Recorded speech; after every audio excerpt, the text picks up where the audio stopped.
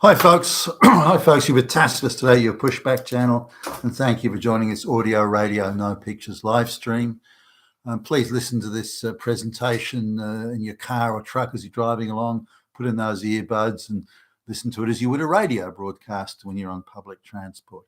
In this essay, I'd like to talk about something that I think is very disturbing, and that is the severe, very substantial reduction in social mobility in the Western world.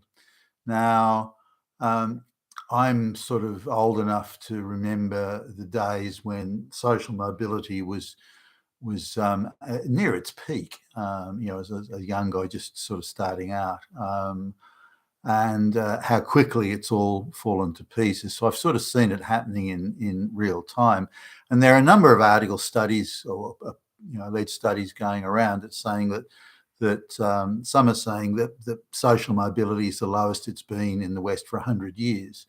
Others are saying even longer than that, even going back to the 1880s and 1890s, that social mobility is lower than it's been for well over a century. Now, how long how far back we go and how much we measure this social mobility, it has to be at the advanced industrial revolution. So we're talking about 1860s onwards. But it depends where you are. For example, in a pioneering sort of area like the United States, the opportunities would be greater than they would be in say Britain or a more built up socially stratified society. But this idea of social mobility being the lowest it's been for a long time, I don't doubt it. I've seen it happening in front of me. I wrote a paper and did a short presentation in part of like a town hall type gig just over 20 years ago now, where I raised this, and nobody really seemed to pick up on it, and they thought that it was this could never happen in the West, and we've got social mobility, and at the time there was a big push to get women into jobs, and the mere fact that women were leaving the home and going into the workforce was seen as itself social mobility, and I argued that in fact wasn't. All it was going to do was to lower wages and spending power, whilst making marriage a relatively less attractive overall proposition, which would mean fewer sort of happy homes with kids in them and less procreation. So I argued that in fact social mobility would decline as a result of this, even though that on the initial surface of it would appear from a sort of a Marxist equity point of view that this social mobility was increasing, when in reality it wasn't.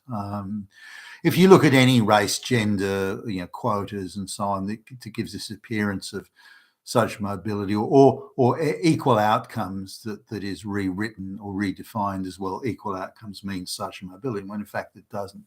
So I just want to talk about about this subject generally, because with the lack of social mobility, you get a lack of motivation, and I see it with just friends of ours that have got their 30-year-old children staying at home.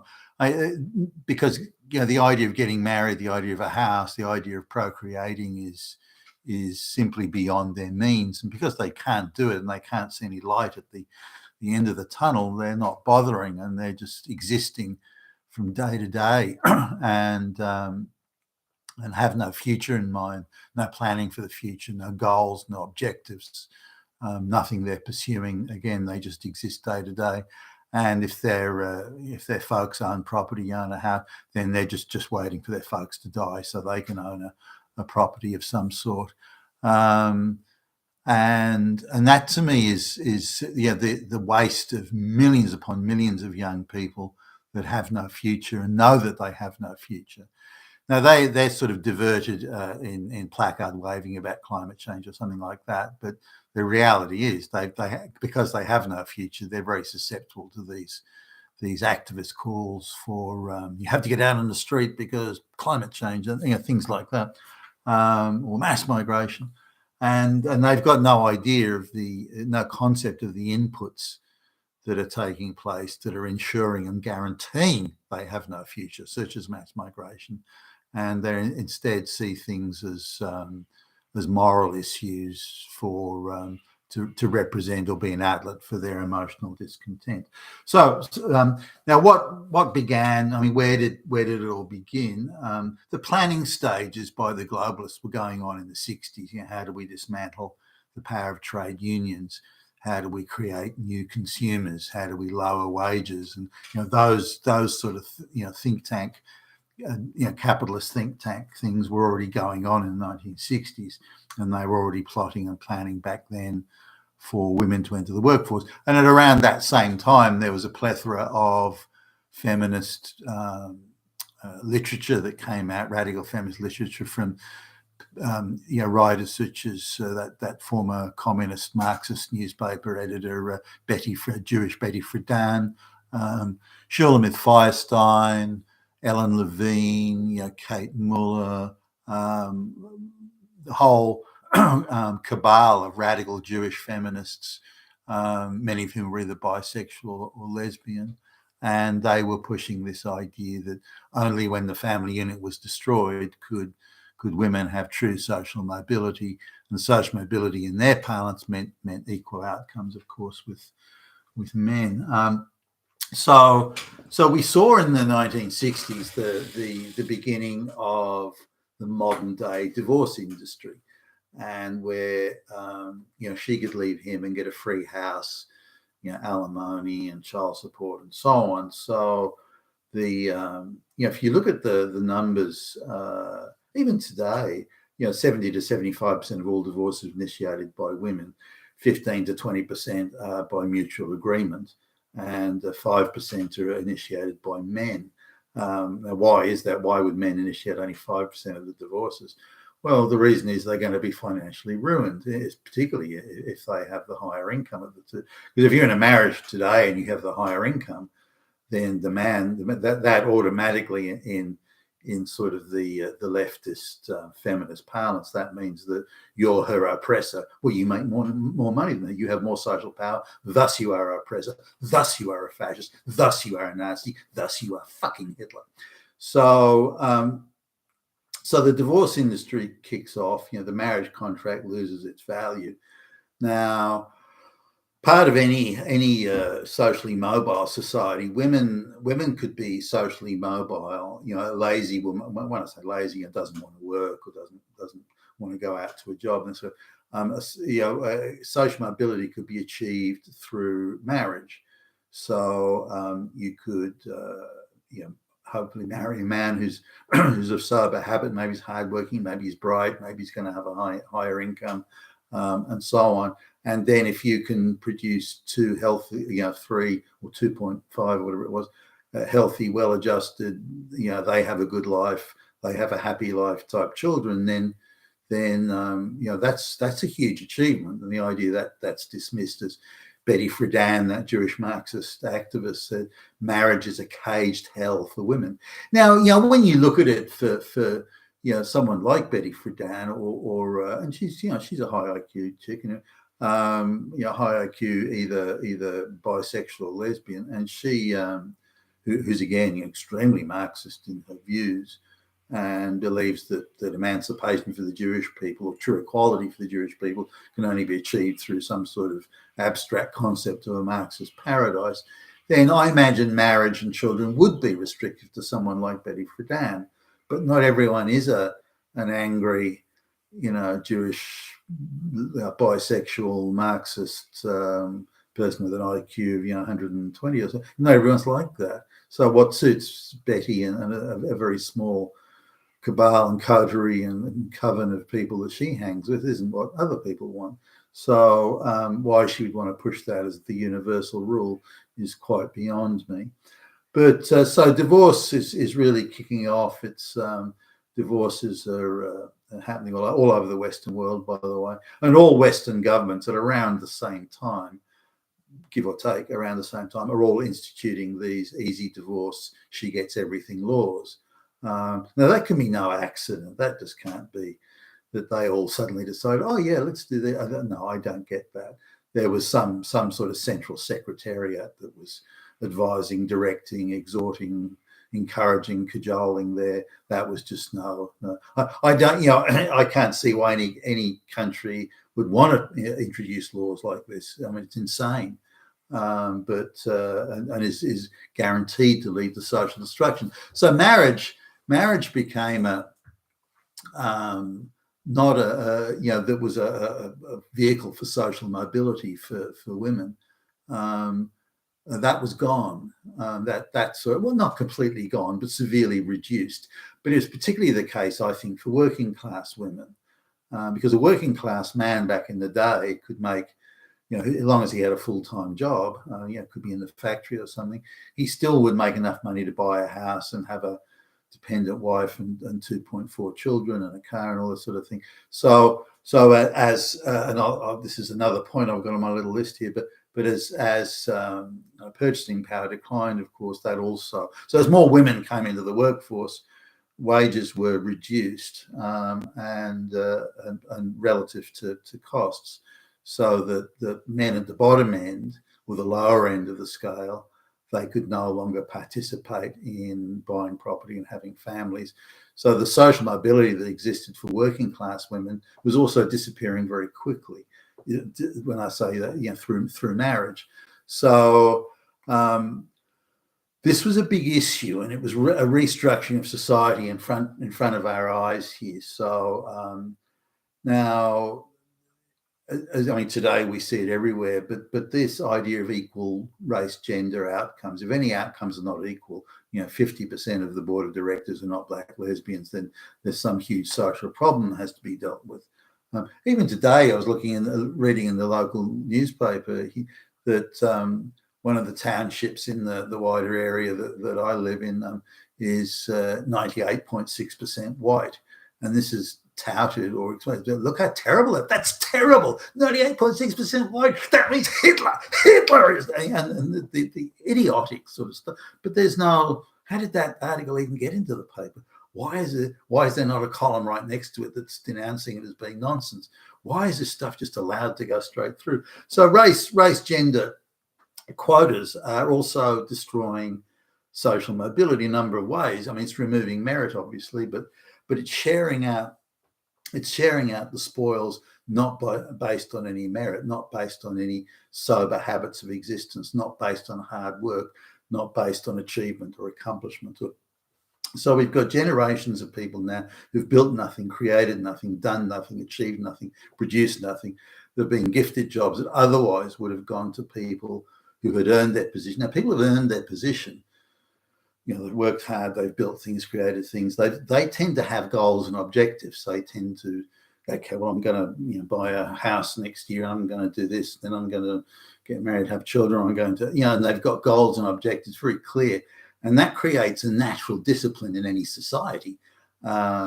These people that are really focused, hardworking, sober of habit, and so on. But because the gifts, jobs, well-paid jobs, prestigious jobs, whatever, are being divvied up on the basis of, race, gender, disability, sexual orientation, and so on. And even the white guys are being given, getting the jobs. Fewer and fewer of them are now being appointed on merit.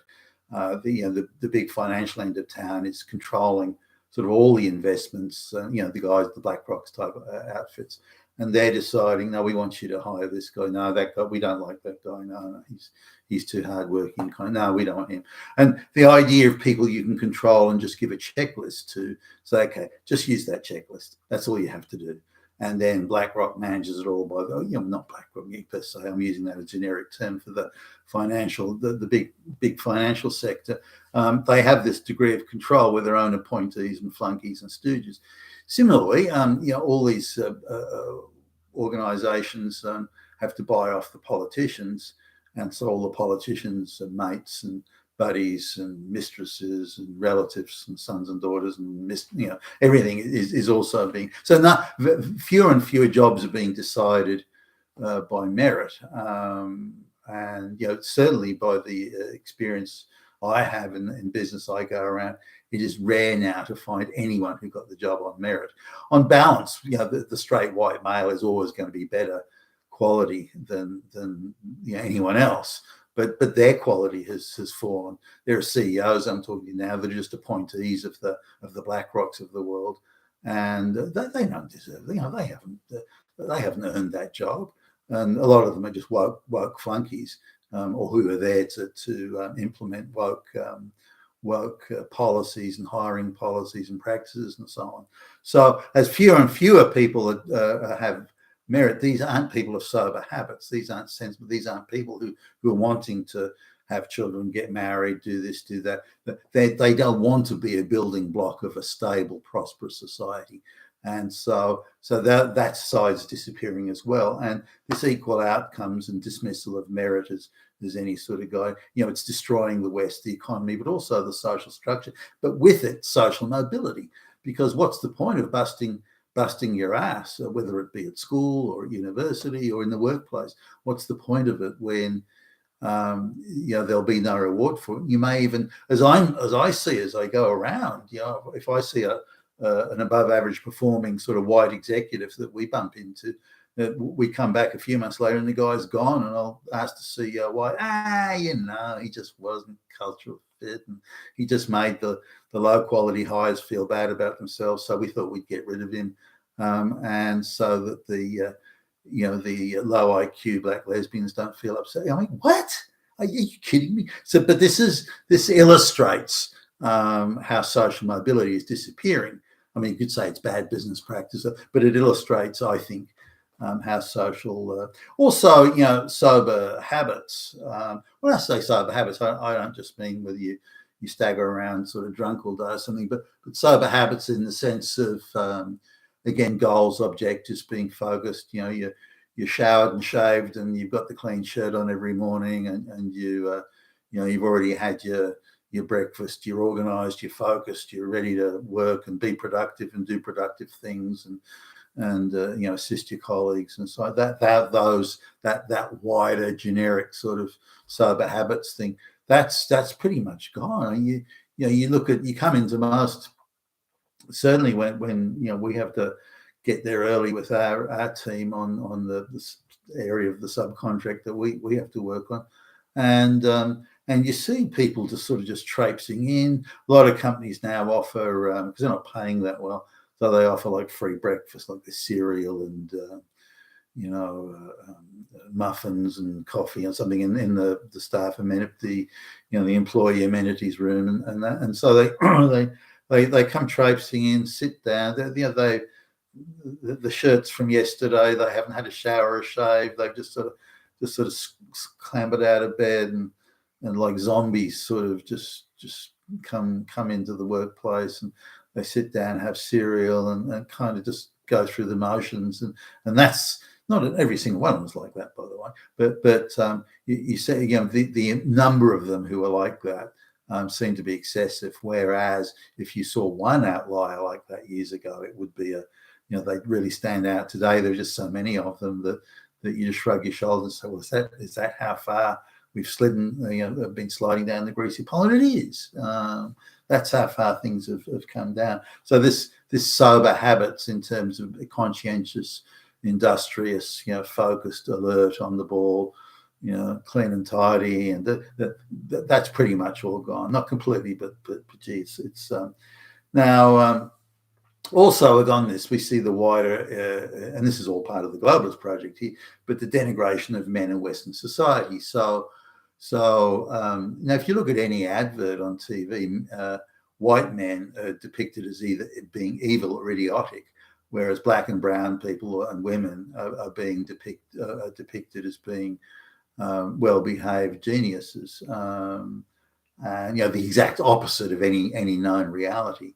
But whether you look at adverts that the government puts out about anything, supposed epidemics of violence against women, everywhere there's propaganda denigrating men as being bad, evil, abusive, stupid, all of the above, particularly white men, and adverts about respect for women.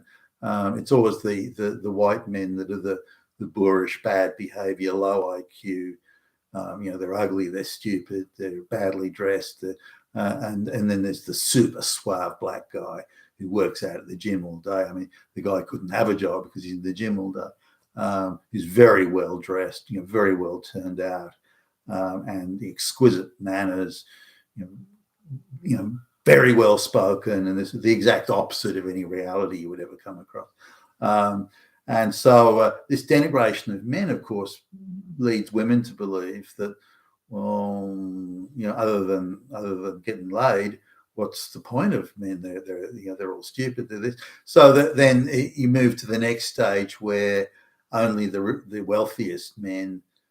Similarly with cost of living, any woman looking at a younger woman who's thinking about, maybe even get to thinking about the future at all, she's looking at the cost of buying a house and this sort of stuff, and cost of children. She's got some shitty job where she's paid shit money, some retail job, and she said, well, geez, if I don't have a guy making $250,000 a year, it's just not going to go anywhere.